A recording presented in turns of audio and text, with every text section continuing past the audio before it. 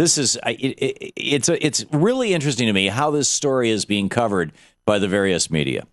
The fact that there is nuclear waste, thousands of tons of nuclear waste on the top of these 6 reactors at Daiichi, that General Electric, when they designed these things, and 3 of their engineers quit over this, these GE Mark I reactors. There's also either 32 or 36 of them in the United States. I've heard both numbers. But they're in the United States as well. The geniuses who designed these things said, let's put the nuclear waste, 15 stories up above the nuclear reactor. That way, when the nuclear reactor uses up its fuel, we can take the spent fuel out and just lift it up and shove it over into the pool. And, it doesn't have to leave the reactor area. And because it's just spent nuclear waste, it needs to be covered with water and keep cool so it doesn't catch on fire and burn and turn into a giant dirty bomb. But because it's just nuclear waste, let's not put any kind of hardened top on it. Let's just put a roof like a Quonset hut on the top of these things. Now, I have been accused in the past of being a guy who embraces conspiracy theories. I helped write a book about the JFK assassination and the Martin Luther King assassination and peripherally Bobby Kennedy's assassination. And we've had David Ray Griffin on the show, and I'm not afraid to talk about 9/11 and stuff like that.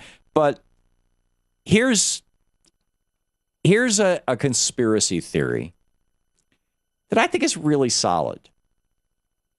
I think it's really solid.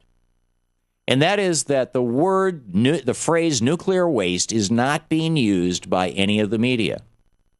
Now, I can understand NBC. Apparently, they're still partially owned by General Electric, who built this plant, that they wouldn't talk about nuclear waste, or not very much. That they would talk about things like spent fuel. Nobody knows what the hell spent fuel is. It's nuclear waste.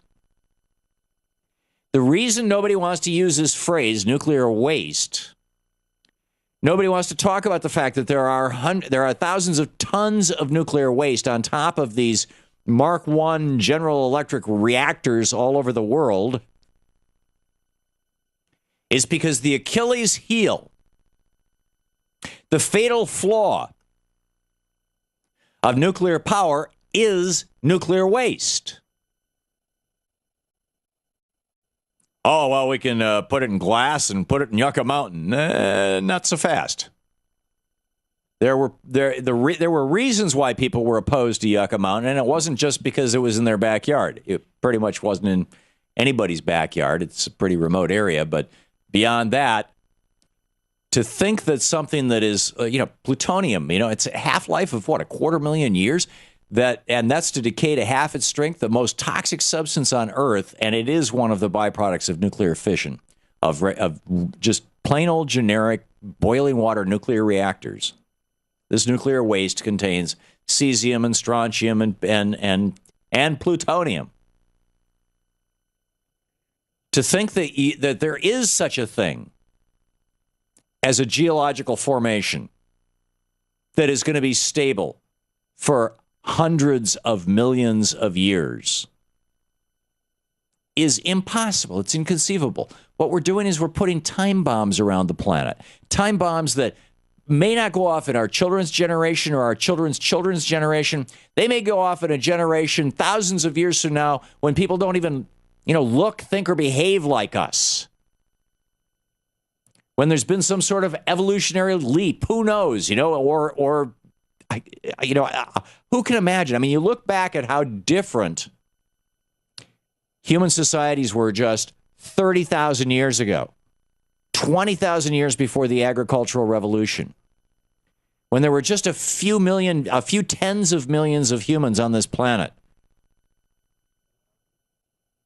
maybe 100 million or so at the most. And you look back at how different their cultures, their societies, their languages, their way of life are just in 30,000 years from then, or 20,000 or 10,000 years from then until now. And you think 30,000 years from now, there's not going to be something different? that is going to be just like it is right now, and we're going to have politicians sitting around going, yeah, we'll take more money from the nuclear power industry, and just don't worry, just don't go near that Yucca Mountain place. And come on. The Achilles heel of nuclear power is nuclear waste. And it is nuclear waste that is on top of these nuclear power plants.